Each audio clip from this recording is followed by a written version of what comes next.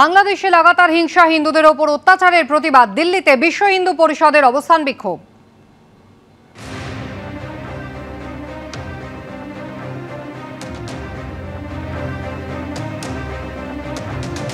বাংলাদেশে লাগাতার হিংসা চলছে। গত সোমবারই গ্রেফতার হয়েছেন চিন্ময় কৃষ্ণ দাস, তারপর আরও 4 জন অর্থাৎ মোট 5 জনকে গ্রেফতার করা হয়েছে। আর তারপরেই হিন্দুদের ওপর লাগাতার অত্যাচারের প্রতিবাদে ভিএইচপির অবস্থান বিক্ষোভ।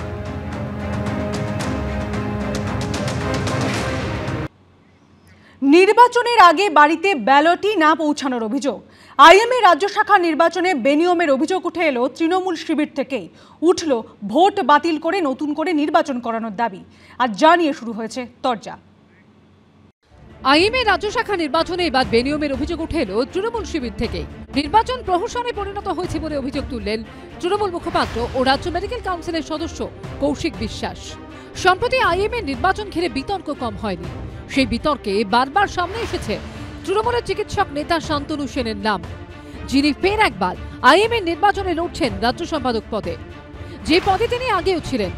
এই নির্বাচন ঘিরেই এবার একগুচ্ছ বেনিয়মের অভিযোগ তুললেন রাজ্য মেডিকেল কাউন্সিলের সদস্য কৌশিক বিশ্বাস। আমরা বলছি যে এই নির্বাচনের নামে প্রহসন হচ্ছে। বহু রাজ্য শাখার যারা স্টেট কাউন্সিল মেম্বার, যারা ভোটার, তারা ব্যালট পাননি। যে ব্যাপকতম জালিয়াতি সারা পশ্চিমবঙ্গ জুড়ে বহু ব্রাঞ্চে এখনো পর্যন্ত ব্যালট পেপার পৌঁছয়নি। এই প্রহসনের নির্বাচন বাতিল করা হোক। আমি রাজ্য সম্পাদক পদে প্রার্থী হতে চাই এবং আমি দেখি আমাকে হারিয়ে দেখাক, তাহলে বুঝবো কত দম। আমি নিজেও ব্যালট পেপার পাইনি। আইএমএ রাজ্য শাখা নির্বাচনে কারচুপির অভিযোগ তুলে শুক্রবার তাদের দফতরের সামনে বিক্ষোভ দেখায় চিকিৎসকদের একাংশ। এদিন সেই প্রসঙ্গ তুলে কৌশিক বিশ্বাসকে পাল্টা আক্রমণ শানিয়েছেন শান্তনু সেন।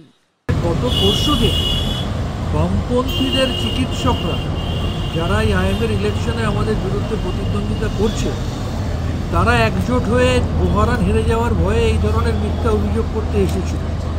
তাদের মুখে যে কথাগুলো শুনছিলাম গত পরশুদিন, হুবহু সেই কথাগুলোই আজকে এনার মুখেই শুনলাম। আইএমএ নির্বাচনের নিয়ম অনুযায়ী সদস্যদের বাড়ির ঠিকানায় পৌঁছে যায় ব্যালট। ভোট দিয়ে পোস্টে সেই ব্যালট পাঠিয়ে দিতে পারেন ভোটদাতা, অথবা পার্ক সার্কাসে আইএমএ রাজ্য দফতরে গিয়ে ব্যালট বাক্সে ব্যালট ফেলেও আসতে পারেন। বাড়িতে ব্যালট না পৌঁছলে আইএমএ রাজ্য দফতরে গিয়ে ব্যালট সংগ্রহ করতে পারেন সদস্যরা। যদিও কৌশিক বিশ্বাসের বক্তব্য, সবসময় তা সম্ভব নয়। বহু রাজ্য শাখার যারা স্টেট কাউন্সিল মেম্বার, যারা ভোটার, তারা ব্যালট পাননি। এবার বলুন তো, আলিপুরদুয়ার, মালদা, শিলিগুড়ি থেকে কি একজন চিকিৎসকের পক্ষে কলকাতায় এসে একটা ডুপ্লিকেট ব্যালট সংগ্রহ করা সম্ভব? আমরা বলছি যে এই নির্বাচনের নামে প্রহসন হচ্ছে।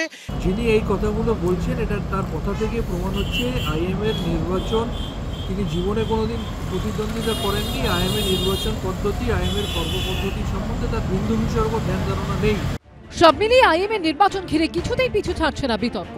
সন্দীপ সরকারের রিপোর্ট, এবিপি আনন্দ, কলকাতা।